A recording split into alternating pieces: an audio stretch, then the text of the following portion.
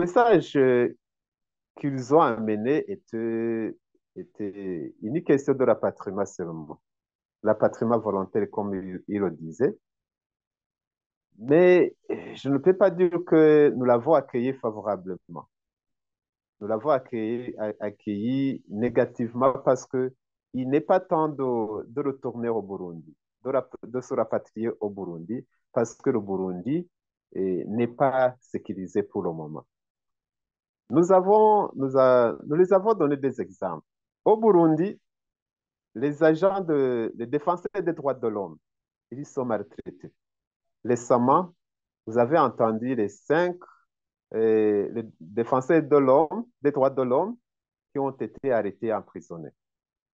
Nous avons mentionné le cas des réfugiés qui sont rentrés et que pour le moment, ils sont retournés en Ouganda, au Kanakivale, pour demander l'asile. Nous avons donné aussi un exemple de 8 personnes qui se sont rapatriées en provenance de la Tanzanie. Ils sont arrêtés et sont emprisonnés dans la dans la prison de Bubanza et de Muramvya. Ça, ce sont des habits qui se sont déroulés au Burundi, même ici en Ouganda. Les réfugiés sont en train de confronter de multiples abus. Par exemple, dans les 2 mois, nous avons enregistré 5 morts, tués, fusillés. Les autres sont trouvés morts dans la rue, même dans leur maison. Là, je ne dis pas les gens qu'on attaque à leur domicile. Pour toutes ces raisons, il n'est pas temps de rentrer au Burundi parce que le Burundi n'est pas sécurisé. Pour nous, les conditions sont simples. C'est le respect des accords d'Arusha, tout simplement.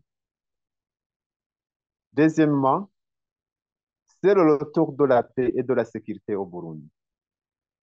Et cela, c'est leurs œuvres, c'est leur obligation de faire le tourner ou de respecter la paix et la sécurité au Burundi.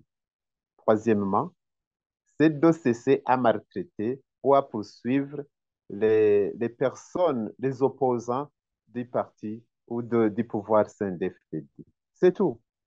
Si toutes ces conditions sont respectées, nous sommes prêts à le tourner au Burundi et à contribuer pour bâtir notre chère patrie.